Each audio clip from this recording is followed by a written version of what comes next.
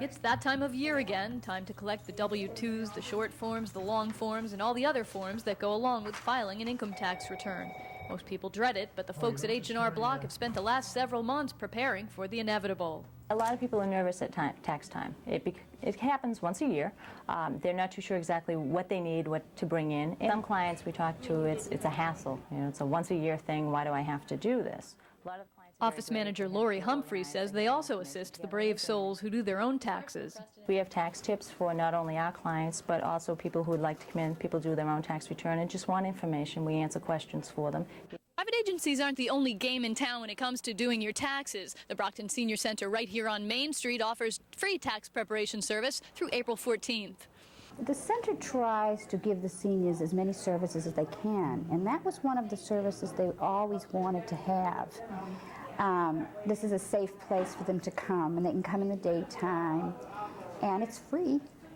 Outreach coordinator Nancy Brasani says seniors come to the center for the atmosphere as well as free tax advice. It's a more homey atmosphere, and they meet other seniors when they're here, and lots of times they stay for some of the events or the activities after they're done with their taxes.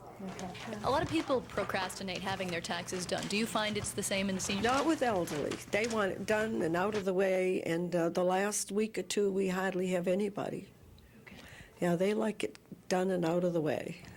Tax assistance is available every Monday and Thursday through April 14th at the Brockton Senior Center. For more information, you can call 508-583-2517. Helping seniors with their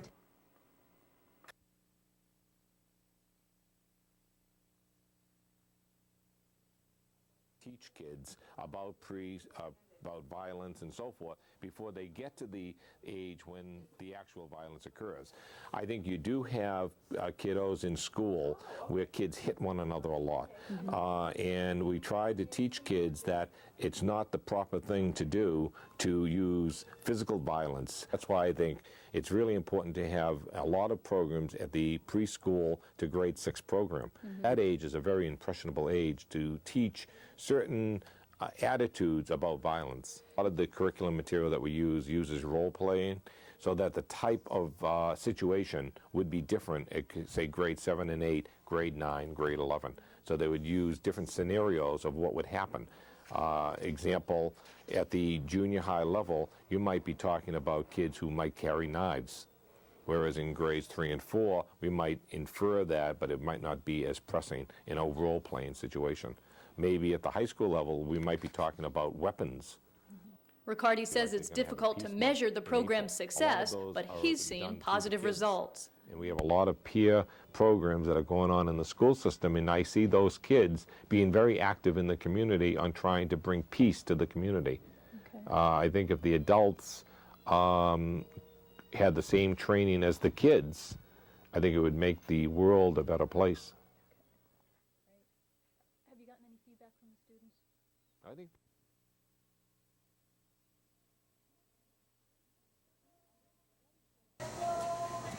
Stores were flooded today with customers trying to fight off this latest bout with Mother Nature. Holbrook resident Leo Fuller says this time of year, a flooded basement is par for the course. Oh, we have one pump and a sump pump, which doesn't handle it, so we'll buy another one. Okay. HQ manager Gilles Talbot says this is the worst time of year for flooding, and many people are caught off guard. I've had people come in, they say that they've never had water in their cellar for 30 years. Now they're starting to get it because we've had so much snow and now the rains are coming. DPW is busy trying to prevent street flooding. Commissioner Bob Smith encourages help from residents. If you can and you're able, and there's a catch basin out in front of your home, and if you can work on it, you know, it would be a good idea to free it if you can, because we're trying to do our best out there, but there are many out there that, you know, in the city, and I don't know if we can get to them all at this time. Smith says the hardest part about keeping the streams and rivers cleared is cleaning up the branches and debris that people leave behind. Well, what we're finding is shopping carts, bags of leaves, branches, lumber, anything you can imagine ends up in the river. I think we have people who don't realize that the problems that we have with our drainage in the city, and I think you have people coming by that, you know, don't realize it and just drop it off.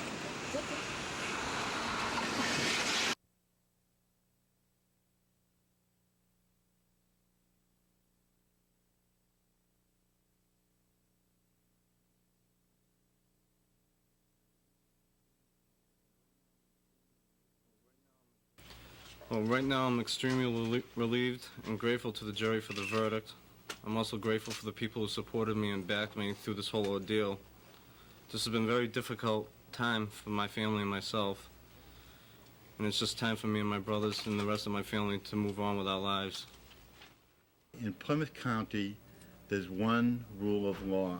It doesn't matter whether you're a chief of police, whether you're a Catholic priest, whether you hold any station high, average, or low in life. It's the same rules for everybody here. State prosecutor Jolene Williams says the reluctance to believe victims makes it difficult for them to come forward. Was that there was a whole community out there that refused to even consider the possibility that the allegations involving Father Hanlon were true. And by that initial refusal to consider the possibility, they stifled the voices of the young boys within their own community. We were told that you remember that 9 more boys from within the community have come forward since this trial began. Is there any truth to that? They have been.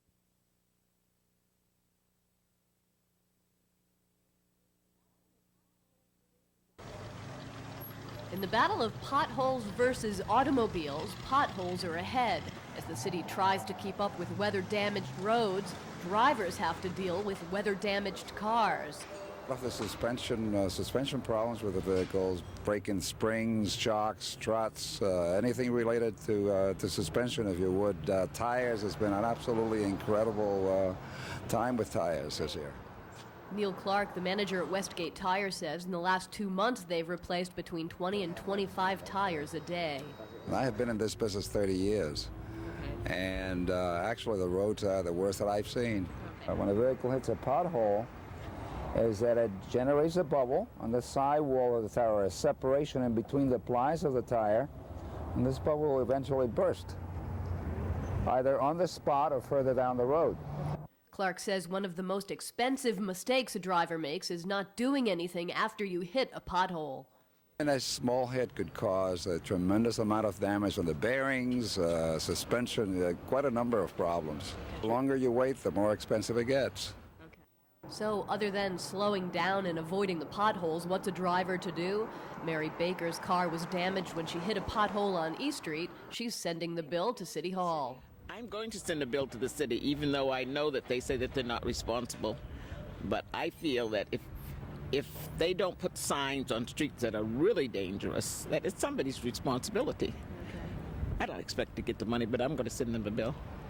If your car has been damaged because of a pothole and you'd like to file a claim, you need to send a letter to Mayor Winthrop Farwell, care of the city solicitor's office, including the make and model of your car, the date, time, and place the damage occurred, and a repair bill or a damage estimate. I'm Debbie Richards, reporting for Metro News.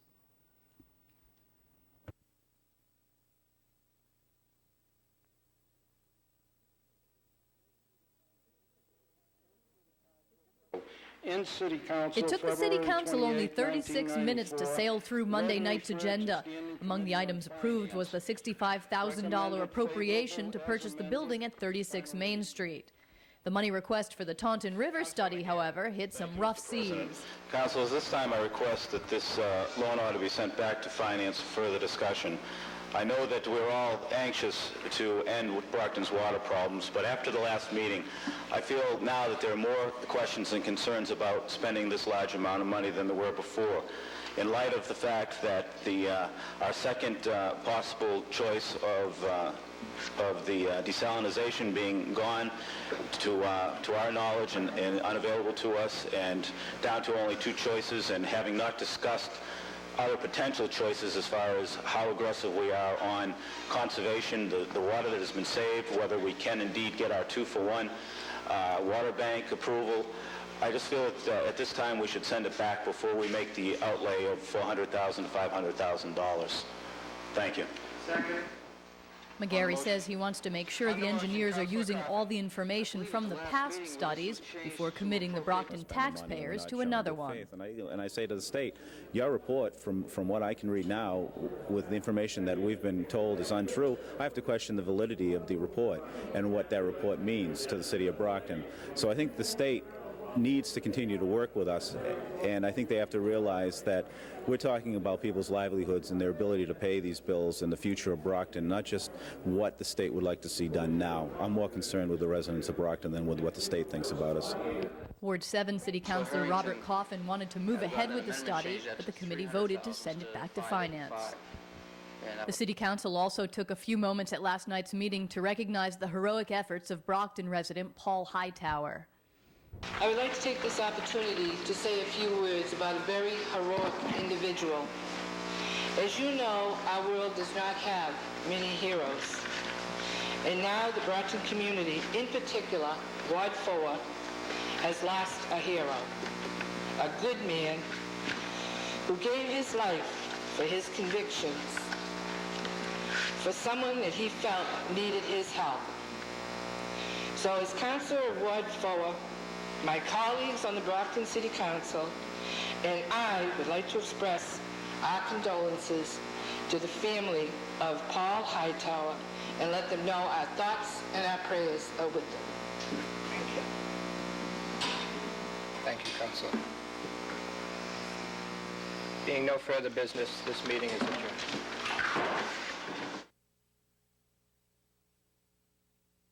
Taunton.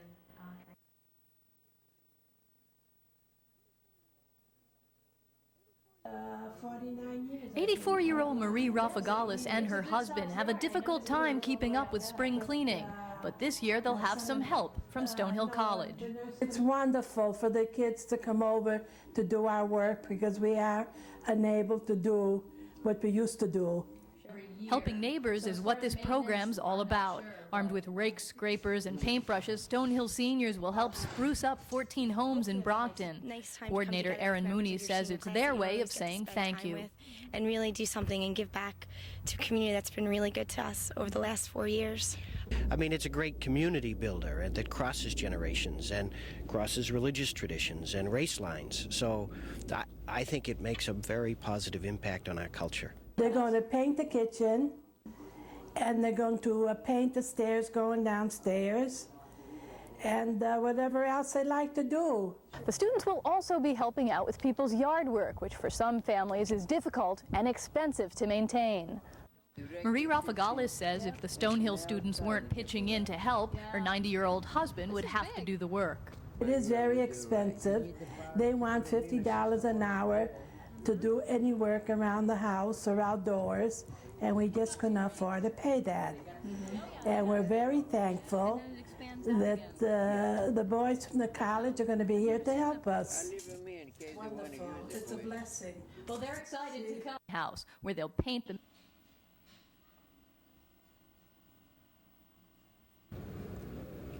Children and adults gathered today to protest the state Supreme Court's decision to overturn a guilty verdict in a child rape trial. In 1989, James Johnson was convicted of raping his girlfriend's 2 young daughters. During the trial, Johnson was not able to see the faces of the girls during their testimony against him. As a result, the Supreme Court says he was denied his constitutional rights. Rape counselor Pat Foley disagrees. If this is how the court is going to handle it, face-to-face means literal face-to-face. It's grossly unfair to these kids. Cases are so hard to prosecute to begin with. Allowing children some kind of leeway at least makes it possible. But it's that leeway that's giving Johnson a chance at a new trial, a decision that didn't surprise many in the legal profession. The Constitution allows anybody accused of a crime to confront the accuser, so it was not a surprise to me at all. The only way that we can change that is to change the Constitution of Massachusetts to specifically address that issue. And that frankly, is a very difficult process, but it's something that can be done. The Supreme Court's decision to throw out the guilty verdict in this case was based on the defendant's right to a fair trial. But the question this ruling doesn't answer is, what about the rights of the victim? They have no power, they have no rights. This Constitution, remember, was written by rich white males for rich white males, and nothing has changed. You know, perhaps we need to think about rewriting that.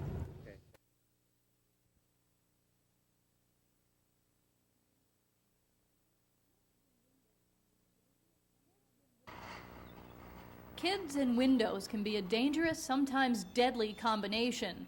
Jose Gomes survived his third-story fall, but not all kids are that lucky. 3 fall victims died last year, prompting state officials to mount a safety campaign. Involves, educational material, public service announcements, print information in local newspapers, as well as the distribution of window guards. There are no window guards at 167 Newberry, where young Jose fell. A neighbor who saw the accident says he was walking by when he heard a noise. Oh, no, that came down. The building manager refused to be interviewed on camera. She says 2 years ago, another child fell from a second-floor apartment at the same address. She also told us that safety bars are available for tenants if they request them, though none are visible on the building. According to the police report, the child fell from a third-story bedroom window at this apartment building. His bed was up against the window, and prior to falling to the ground, he knocked out this fan and this screen from his bedroom window. It's nearly impossible to watch a young child every minute, but the Department of Health and Hospitals says there are precautions you can take to make your home safe. Move all furniture from the windows. Open windows from the top down. If you open the window from the bottom, it should be open 4.5 inches. Lock all windows that aren't being used, and install the window guards.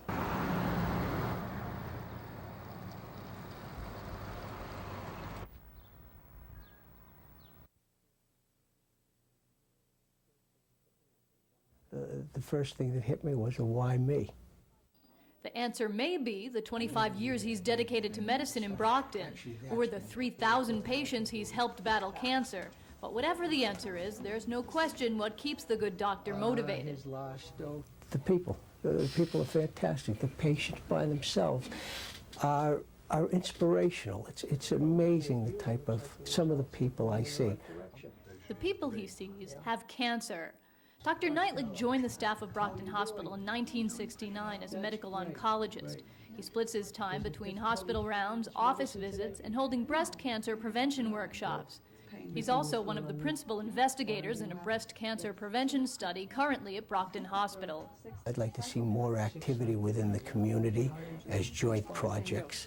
I think the hospitals have to work more closely together. I think physicians have to work more closely together. Continue the good care that's been given over the years, but perhaps in a more unified fashion. That's my professional goal in cancer, to see that happen in the community. My personal goal, continue watching my family grow up. They're healthy. But it's his work with those who aren't healthy that's gained him this recognition. I'm still sort of overwhelmed by it. I think it's a wonderful tribute, a wonderful honor, 25 years here and in the community, and I'm receiving this honor. It's just a wonderful feeling. The medicine seems to be working. Is it causing any side effects?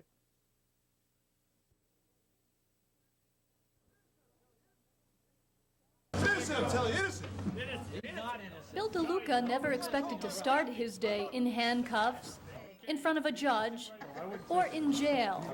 I was very surprised. I consider myself an honest citizen. And that's just who the American Cancer Society is looking for. Honest citizens to arrest, throw in jail, and hold until they've raised enough money in donations to bail themselves out. Bill DeLuca's bail was set at $300. I'm not worried because I got I got some crackers and some cheese, and I think I'll be all set. But overnight, I don't think they're concerned. I should be out of here within the hour. Prisoners are usually allowed one phone call, but here at the Cancer Society jail, prisoners are encouraged to use the phone, dialing for dollars, trying to raise bail. I tell them I have to raise this much money just so I can get out of jail and go back and do my job, and they seem to be very concerned, so they're giving the money. The goal of the American Cancer Society is to raise $17,000 at the Stoughton Jail. Spokesperson Julie Carchidi says most inmates are happy to help. No one's had a problem yet, but you never know. Towards the end of the day, people start to get feisty. They know the donation's going to a good cause, so other than that, and they get a certificate with their picture on it, and they have the opportunity to have somebody else arrested. Would you like to see anybody else arrested and put in here? Yeah, definitely. Who did you suggest? My father-in-law.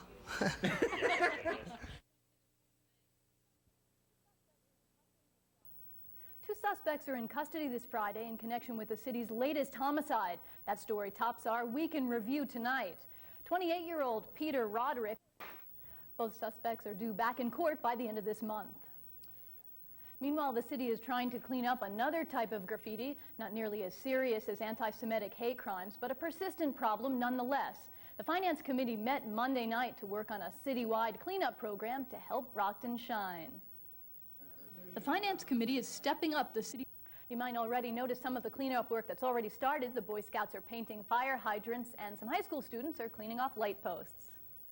Still lots more to come on Metro News. The clouds, the thunder, the showers, they're all rolling in, but will they roll back out in time for this weekend? Rob Gilman has all the answers. And the Boxers are rolling out the punches, trying to stay alive for postseason play. Well, Brian will have the answer to that in just a few minutes, but first we have to figure out what's going on weather-wise. It started out to be a nice day, but it's gone downhill. Very far downhill, and I'm told that we are in for a mixed bag of weather, if you'll pardon the cliche, for this weekend. Looks great. We're going to miss him, our ace intern, Sean. And you notice how Mario manages to get into the show in one way or the other. Absolutely. He's got a gift.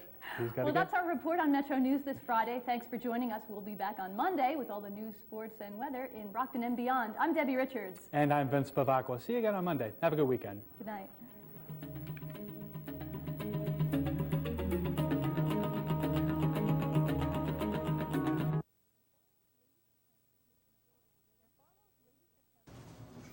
Mayor Farwell's latest attempt to take control of the Registrar of Voters' office came today in the form of a press release. It included copies of personnel actions signed by former mayors. Farwell says his request to oversee the activity in that office is not unusual. All I'm asking is that we follow the same procedure that apparently has been followed for years. But since taking office in January of 1992, I've been told that I have no right to look at these forms and I have no right to look at purchase orders to see the way funds are being spent in that office. And I think that's ludicrous. But City Clerk Anthony Zioli sees it differently. He says he doesn't know about the happenings in the clerk's department. You know, I beg to differ, and I differ strongly with him on it. After looking over the mayor's press release for the first time today, Zioli is still convinced the mayor is pushing his way into an area he does not belong. And, there's no question that the mayor negotiates for the personnel in the clerk's office. He does it for the entire city, and he has been doing that. Past mayors have, and the present mayor has. We're not taking that away from the mayor at all. What he doesn't do is he does not run elections. I am amazed at all of the political foolishness that has gone on about my simple request and my assertion that the mayor should have some authority in that office. The wheels of progress, so to speak, are being slowed down virtually to a halt because those things that should be getting done are not getting done because we're spending too much time and research on whether or not the clerk should run a branch of his department that he's run since time itself. The city clerk's office is just down the hall from the mayor's office, but despite the close proximity, they're still miles apart on who does the hiring and who does the firing here at City Hall. I'm Debbie Richards, reporting for Metro News.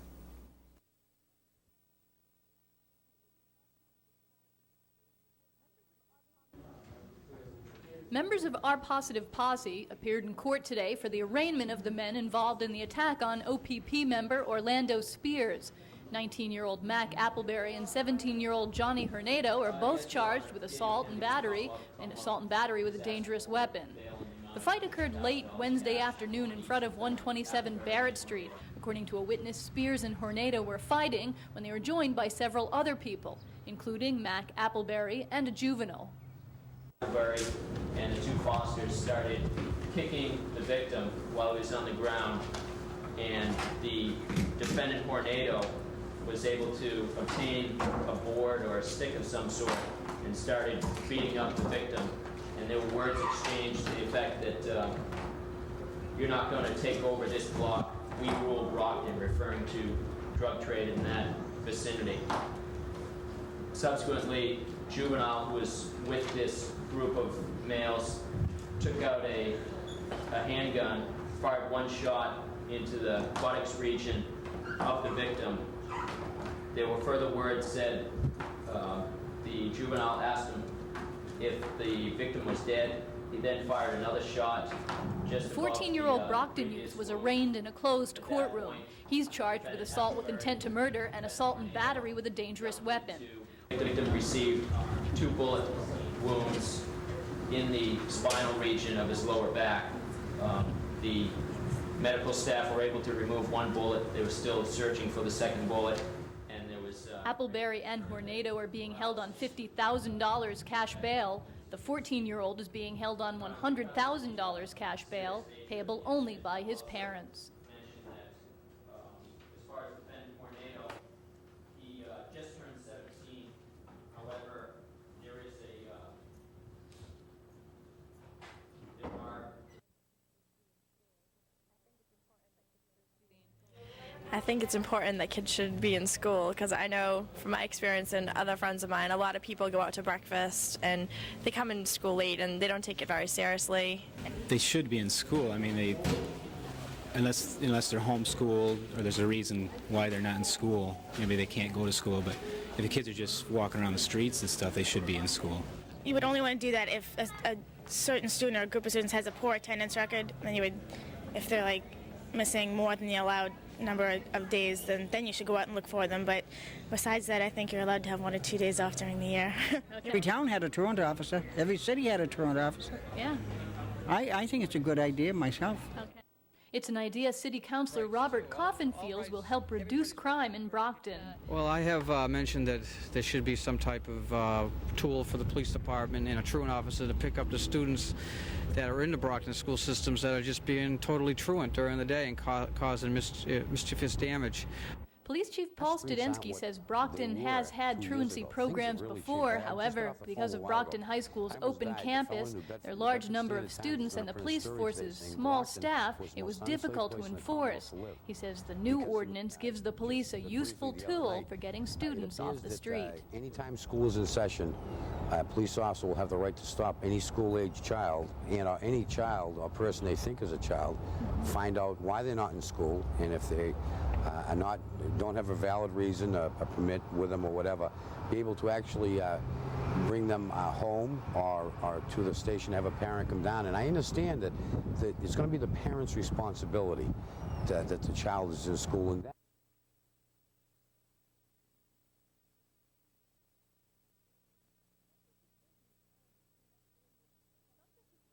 we as a committee should allow... The subject of early retirement came up earlier than expected for Matt George. At last night's school committee meeting, Barbara Bardarelli passed out a press release accusing the superintendent of applying for early retirement and trying to negotiate a higher benefits package. The superintendent denies those charges and says he even brought up the topic of early retirement as a courtesy to the committee. I didn't have to say anything to anybody about whether or not I was even considering early retirement. I didn't have to say anything to anybody about vacation time. I didn't have to say anything to anybody about anything. The mayor called Bardarelli's written statement a pack of lies and warned her about her continued efforts to disrupt the committee. Mrs. Bardarelli, the next time you come out with outrageous lies, I really am going to offer a motion to censure you because it has got to stop. You just are a person who, for motives I do not understand, you just are convinced, almost to the point of paranoia, that there is a conspiracy against you. Prior to last night's meeting, the council met in executive session where Matt George advised them all discussions about early retirement and vacation days will be handled in open meetings. And although Bardarelli missed his statement, she still stands by hers that George is secretly looking for special contract concessions that will cost the Brockton school system money. It's obvious that I have brought it up many, many times how the funding has been appropriated. Too much for their pockets and not enough for our students. And I will continue to do that. I have nothing to lose. Maybe I am becoming a politician. You know, I don't even like the tag. But when I see something that if I want to question, I will question it.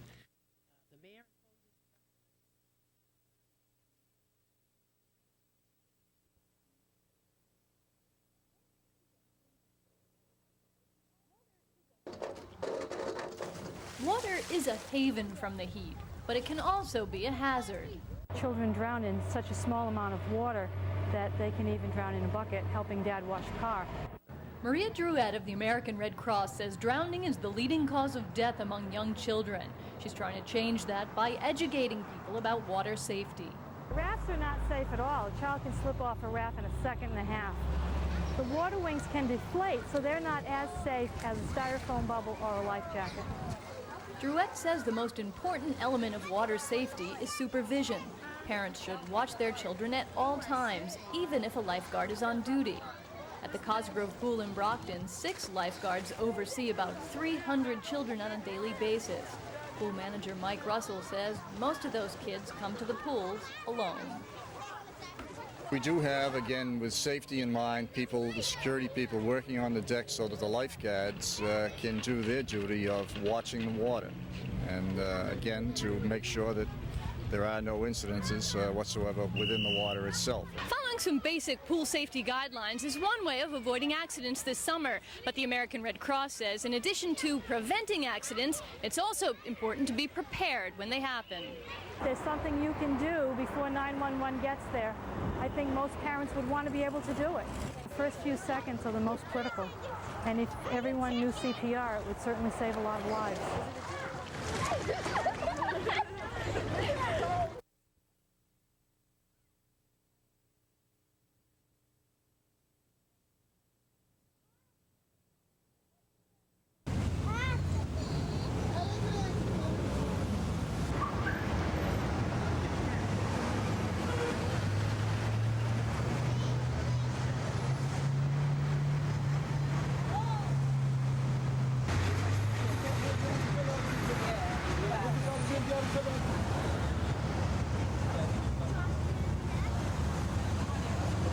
Local station. The local station don't give us the international news.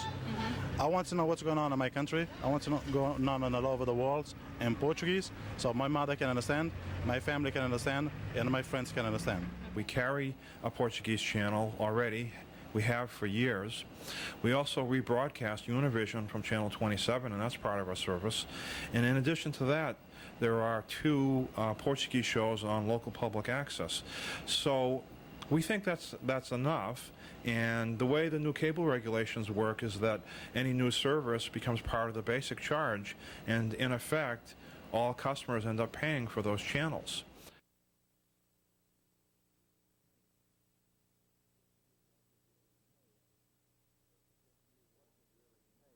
Questions of what does it really take to get you to want to do business in Brockton? And then it was that other issues came up, like the perception of a high crime rate, fear of crime, the deterioration of the downtown area, and the water ban. The City Council was all ears as Doug Howell pointed out the strengths and weaknesses of Brockton. At his own expense, Howell spent months researching the city's inner workings. He says the one major flaw is no master plan. Builders and developers felt that Brockton over the years has been inconsistent, and that's because there's a lack of a consensus inside the city of what's good for Brockton. If we have a master plan that we can agree on, then the city can move forward. But at least in attracting business, in developing the city, what we see now is a haphazard approach to development, and it's caused many, many problems. It wasn't all bad news for Brockton. The report showed the crime rate is lower than in comparative-sized cities, and our school system is rated higher. Howell mapped out a strategy to accentuate the positive and give people a reason to move here. You could have the major manufacturers open up stores. Once or twice a year, you've got to buy shoes for the family, right? Why not make Brockton the place, the only place in New England? If you want to buy shoes, here's the place to go. So I'm saying that's only one thing, but I do believe that in the brainstorming session that I'm suggesting that you should have at a very high level in the city, you should be thinking about those things. How are you going to market Brockton? And how are you going to make it exciting? The study has no official implications, but the councilors hope it's the catalyst to more cohesive city planning. Vacant and unfunded lieutenant and firefighters positions. Anonymous. 52 proud new police officers marched in front of friends and family today as the first graduates of the Canton Police Academy to serve in the Metro South. Michael Donahue, one of the 13 graduates from Brockton, calls today the happiest day of his life and a family tradition. I have a few officers in the family, a captain, a retired sergeant, and a former lieutenant also, and my brother-in-law is also a policeman, and so it's a proud tradition, and I'm glad to carry it on. Donahue says after 18 weeks of rigorous training, he's ready to hit the streets. A lot, and hopefully we'll be able to bring it onto the streets of Brockton and use all that training the best we can. Officer Raymond L. Parrott.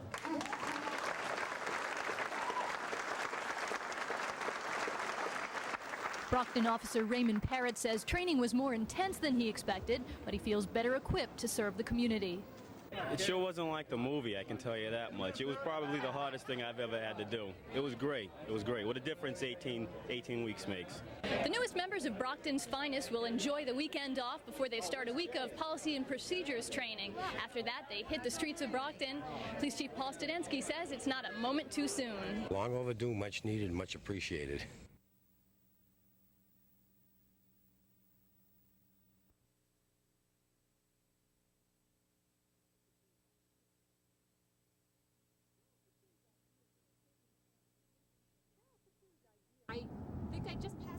Carol Patou's idea for a children's transportation service came from trying to juggle the schedule of her own 2 teenagers. You're rescheduling everything, your work and everything else, because you're saying, oh no, I've got to bring them here, I've got to bring them there. And you kind of said, well, gee, if I'm having this problem, everybody must be having this problem. And she was right. Michelle Garber doesn't drive, but didn't want to deprive her 6-year-old son Cameron of summer camp. My husband got a job where he had to go leave work early, and I need somebody to be able to drop my son off at camp. So since I don't drive, I found one of their brochures, and it seemed convenient for me. Garber says she and Cameron now depend on the transportation service, though she admits she initially had some concerns. I was a little worried how he would adjust to being driven by a stranger, but everything seems to be going well. Things are also going well for 13-year-old Bill Jeffers, another kid on the go. He says Carol makes him feel right at home. To you that she had the kids come over. She told us about the cars and how it had the dual airbags and stuff, so I thought that was pretty cool. A little different from a bus or a taxi. I do exactly what they would do, okay? If it's to pick up a child and to walk them personally into the building, this is what I would do. Juggling kids' schedules is just one of the challenges of kids on the go. Another issue is safety, both on the road and inside the van. They want to make sure that the kids are going to arrive safely. They're going to be treated right. They're going to be taken care of. There we go, Chris. Easy. Have a good day. Yep, take care. See you later.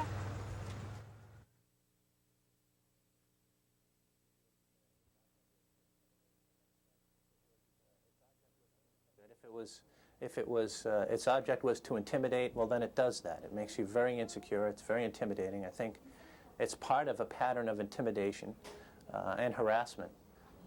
And I think this is, it ties into the mayor's management style. Brockton Fights Back director Paul Pertentis says he was caught off guard by Sunday's Help Wanted section in the Boston Globe listing his job.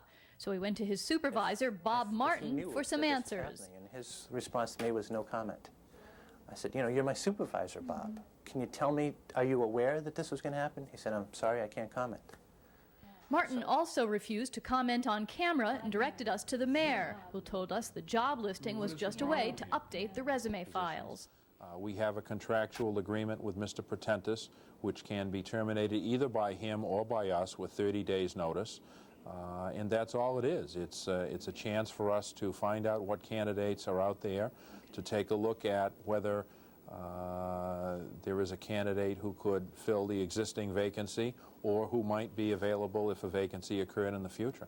This job listing is the latest in the rift between the mayor and the director of Brockton Fights Back. Pertentis also claims the mayor sent staff members into the office after hours, and he's now missing files and computer disks. They did not search any desks. They did not remove any property. They merely looked for some flyers which had been made up, which had nothing to do with Brockton Fights Back. The extraordinary level of activity, covert activity and so forth that's going on, it's certainly bad for the city, it's bad for the program. I'd like to see it end. The mayor expects a resolution to the problems between the two offices by the end of this week. I'm Debbie Richards, Metro News.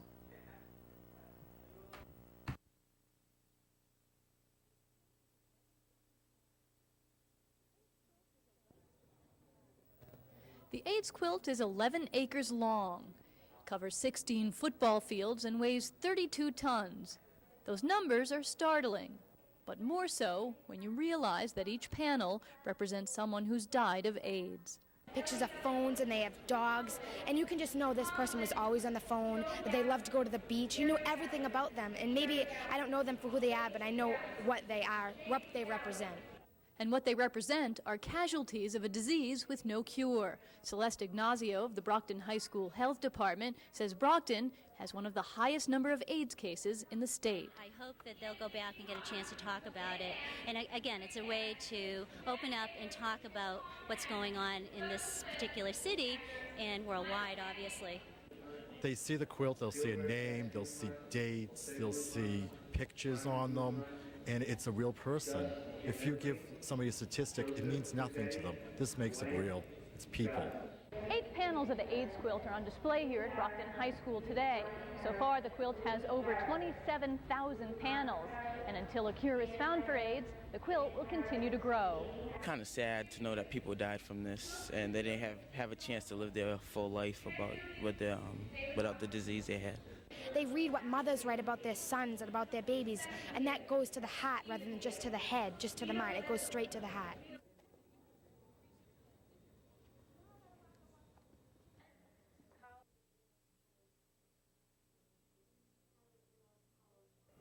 Because we each have it in our power to keep domestic violence victims alive. And our silence is what sentences them to die and to further abuse. We need to make sure that we are not part of that problem.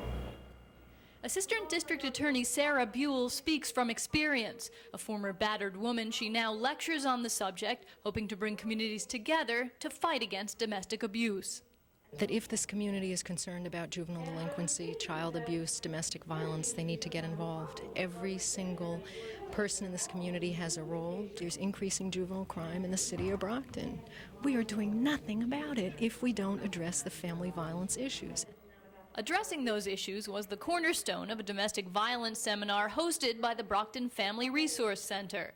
Director Patricia Kelleher says she hopes the seminar is a wake-up call for Brocktonians. Unless we begin to work together, that connection is never going to be made.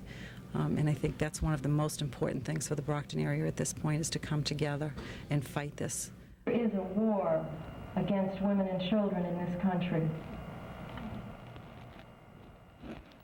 Defending Our Lives is a documentary about 8 women who go to prison for killing their abusers.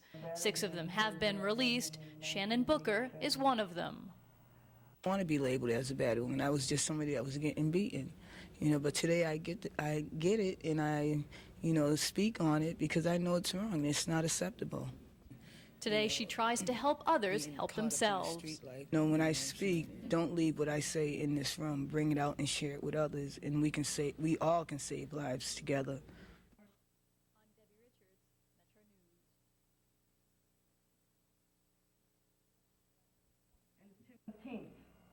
Betty Sherrick, 29 years old, of Lynn, was stabbed to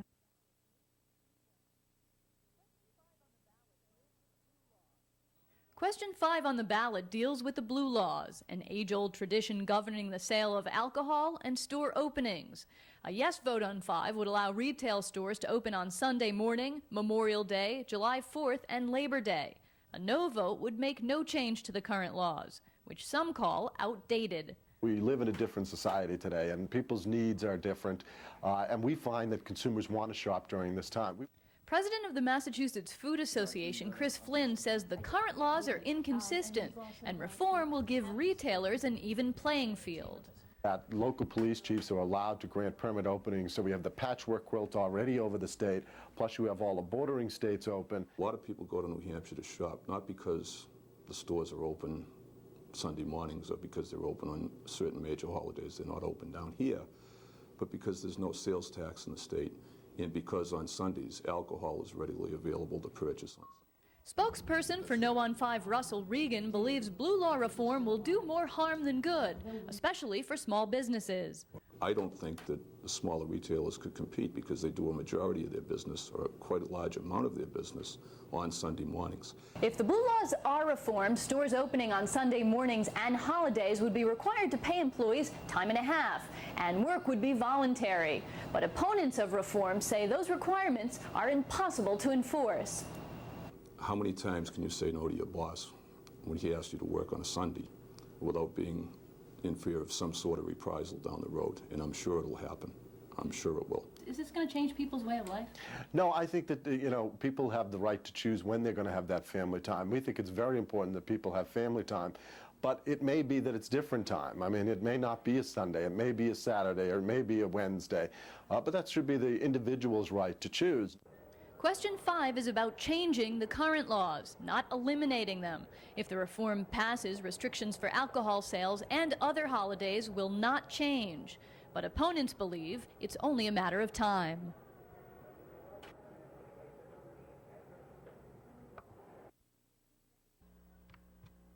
Has been made. It took the council just 45 minutes to make it through the agenda at Monday night's meeting. Even the issue of pay hikes didn't slow them down. They approved a $66,000 appropriation to cover the first year of pay raises for department heads. Aziev? Yes. Brophy? Yes. Coffin? No. Frieden? Yes. Kroll? Yes. Daly? Yes. Harrington? Yes. McGarry? Yes. Packard? Yes. Plouffe? Yes. Studenski? Yes. The appropriation is approved. A new business on Main Street now has the go-ahead to open. Alfred J. Colarusso got the nod for a gas station at 774 North Main Street. Previously under fire from Ward 7 City Councilor Robert Coffin, the new business owner made the necessary adjustments to his license request. It's one of those conditions of a 12,000-gallon license, the lines being tested immediately within reasonable time after that, and tying their gasoline hours into the garage license. I would recommend that we move this with those amendments favored. Colaruso's worked very hard with the neighborhood. They came to meetings, they went to their houses. They did an awful lot to make the gas station look better. So I think what you're going to see is some good growth on the Main Street area instead of just something that went up real fast. Coffin does not believe licensing delays will scare off potential business owners. The people that are going to move here are going to have good quality invested businesses. They're not going to be fly-by-night businesses then. If somebody comes in and takes the time and goes by the book and we have the right codes and ordinances, they'll open up a quality business which will have a great investment and will want to stay here in this area.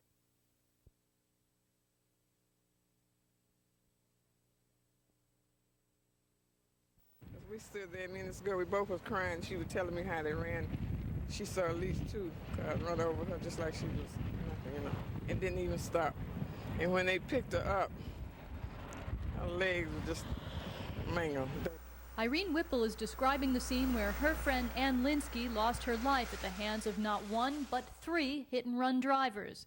Witnesses have come forward, but police say details are still sketchy. Vehicle, possibly a 2-door hatchback type vehicle, struck the woman. It appears that they swerved to avoid her, but did strike her.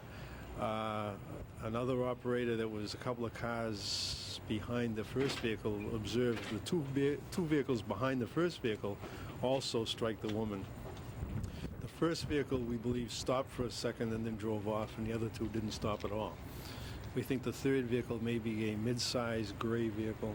There is no crosswalk here from the bus stop over to Chatham West Apartments, and some of Ann Linsky's friends say she may have just gotten off of the bus trying to cross when she was hit last night.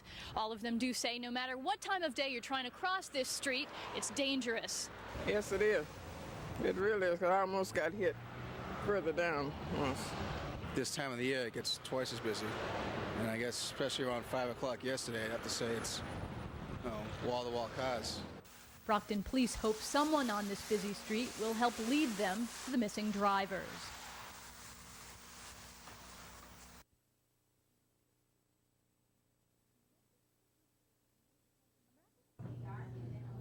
Imagine a Christmas tree with no presents under it. It's a bleak picture and one many families face each year. Employees of the post office are trying to change that. They've teamed up with the Department of Social Services to find needy families and provide gifts for them. I don't think any of us have ever seen any of the kids that get any of these presents, and probably we've given 7,000 or 8,000 by now. But that's not important. What's important is just that we did it. And they've been doing it for the past 7 years. While some organizations are struggling for donations, the postal employees continue to deliver. People are having a little harder time, or they don't have the money to spend this year. But with the post office, you're buying one thing for one child. If you don't like wrapping gifts, imagine how long it took to wrap all 1,200 of these. That's how many were collected and will be distributed to some very excited families. Social workers become little elves, and for the next week, they're going to be delivering the presents to the families. Each day, they take big bag loads of toys to the different families and children. We want the kids to know that it came from Santa Claus or the parents, that that's where it came from. And the parents know, that it was a lot of donations and so forth. So I think it makes everybody happy, from the workers to the parents, to the people who give, to the kids, that's the most important part. The most important part for our local mail carriers is knowing they've successfully helped 500 Greater Brockton families have something under their tree this Christmas.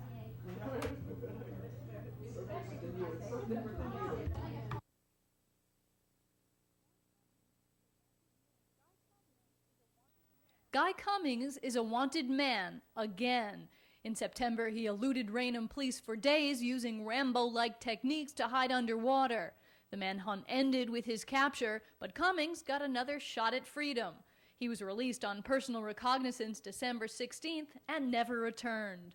State and local police aren't the only ones who want him back.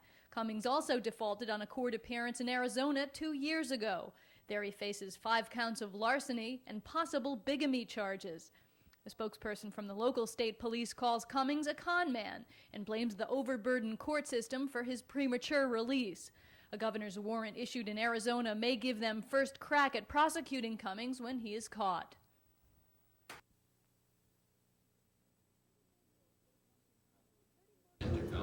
Not guilty. 34-year-old Bill Junkins pleaded not guilty at his arraignment this morning in Brockton District Court. Deputy Chief William Cobb looked on as Junkins was charged with 3 federal offenses, 1 count of burning a dwelling and 2 counts of causing injury to a firefighter.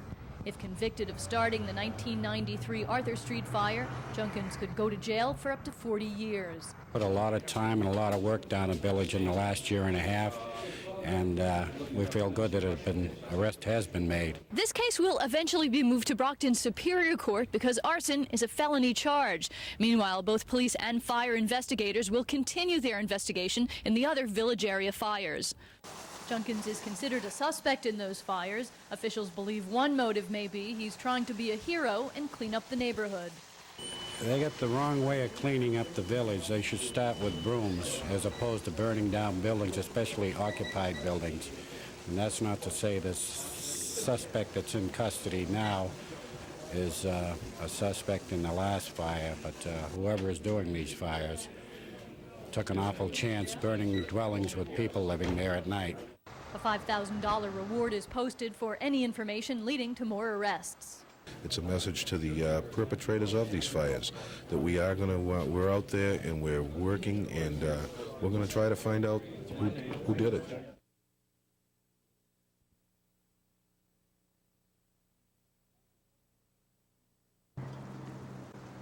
Friends and relatives of the McKeons were dropping by today to console the family.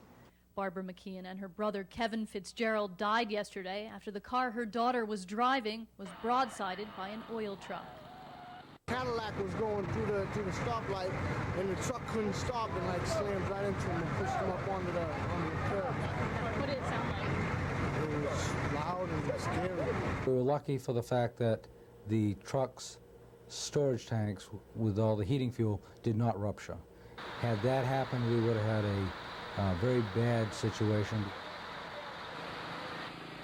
The driver of the truck and his passenger were treated and released from Brockton Hospital last night. McKeon faces vehicular homicide charges. Skid marks show where the driver of the oil truck attempted to stop. At this point, police do not believe speed was a factor in this accident. According to the Registry of Motor Vehicles, McKeon has a history of moving violations, but none this serious. The young lady who was driving the vehicle, I think your viewing audience knows, lost her own mother and her own uncle. And there's a burden there, and I'm sure that at the time of trial that would be taken into account also.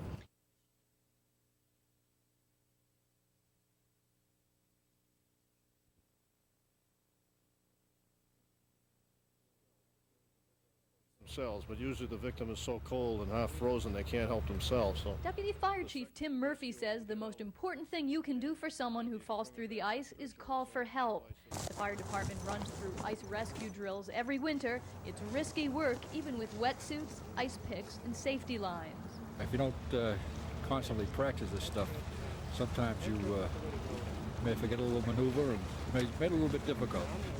But that's why we practice, to find out these problems and rectify the situation. Once the firefighters familiarize themselves with the gear, they practice rescue strategy. You go out from two different directions in case the ice is more solid than in another area. If they go together, they both go in, it slows everything down. One of them gets to the victim, gets in the water with the victim if they have to. The second rescuer will get out and either bring a basket stretcher or some device that we can put the person on and pull them to shore. Murphy stresses the importance of leaving ice rescue to professionals. If you'd like to help before the fire department gets there, throwing a rope or a stick out to the victim is the safest way to help them. A spare tire can be used as a flotation device and can slide out on the ice. Most important is stay off the ice yourself. It only makes matters worse. Get us started up here. That way we won't end up with a lot of victims in the water. A lot of times someone will go out and rescue somebody, and they end up getting drowning themselves.